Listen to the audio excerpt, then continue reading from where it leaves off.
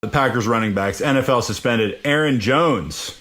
Aaron Jones, who I picked up for the stretch run of my fantasy league title last year, and did okay for me, but didn't blow up like I'd hoped he would. He's suspended 2 games for violating the league's substance abuse policy. The guy likes his weed. Yep, exactly. Right. Yeah, pretty obvious suspension coming. He pleaded no guilty to this a while ago. But what does it mean fantasy-wise? Obviously, Jones has to take a pretty significant bump down. Even though I love him the most in terms of talent for the Packers running backs, he was by far the most explosive guy last year. The only guy that really benefited from an offensive line that generated the most yards before contact. So they were paving great holes. But nobody else was really taking advantage of that outside of Aaron Jones, who averaged a ridiculous amount more of yards per carry on his than did the plodding Jamal Williams, than did the pathetic Ty Montgomery up the gut. But ultimately, that doesn't matter if he's not going to be on the field. And when you look at an offense like the Packers, I think it's a huge risk to remove yourself out of those early games, because when you're an Aaron Rodgers offense, that thing's going to churn. It's going to be a machine. It's going to work. Jamal Williams is excellent in pass protection, which is what's pretty much most important for a Packers back to be solid at. So you look at all that. You imagine the Packers get off to a hot start. Why would they fix what's not broken? Sure, you hope they recognize, Mike McCarthy recognizes that Aaron Jones can bring this offense to a new level and elevate everybody else's game too. But ultimately, if it's working, they're scoring 28 a game as they always do with Rodgers.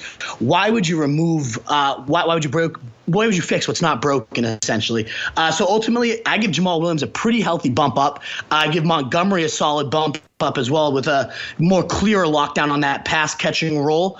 And Jones definitely falls down the list. Williams now more of an upside flex play. He was kind of that shaky, who's getting the work, how's it going to be distributed.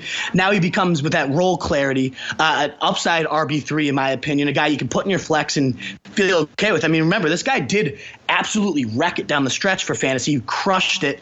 I owned him last year, and it wasn't pretty. He was getting tons of carries, 20, 25, a bunch of receptions, and really not doing a ton with it. But ultimately, the volume was enough to carry him. That volume won't be there with Aaron Rodgers, but the scores could still be there. And again, that pass protection is the most important. So I really like what Jamal Williams could bring to the table at this point with Jones removed. I mean, I agree with all that. It's very, very hard to argue with Jones taking a hit going down. But I want to remind you, and I'm sure I'm not telling you anything you don't know, running back position where health is never a guarantee. And we know that Aaron Jones is an explosive option. If you got, say, a 5 or 6, say you got a 6 running back limit thing on your roster, picking up Aaron Jones and stashing him and throwing him in the last spot, if you can afford to do that, that might be something that really pays dividends down the road. Oh, absolutely. I'm not saying he's undraftable. I think that's a great point, Nat. He goes from a guy that I was targeting in round 8 or 9 to a guy that, his price is going to fall pretty significantly, I imagine. It's already 103 right now, which I think is going to take a pretty big leap forward because Jamal Williams is going at 99th overall. I imagine that's going to get a steady 12 to 20 or so picks up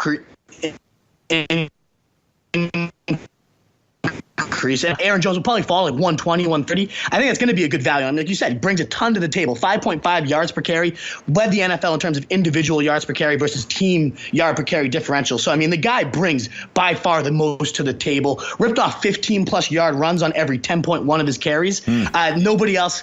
Williams had 15-plus one on 153 of his totes. So Jones had 6 of 20-plus yards, more than Le'Veon Bell, Leonard Fournette, and even Alvin Kamara on a third of the work. So, I mean, the guy is incredibly explosive. You're right, huge upside. I think, if anything, this just makes him, a great stash along the Chubbs we talked about. Becomes an excellent stash at a much better price. Maybe this ends up helping Jones's fantasy stock because he becomes such a good value. It's a great point.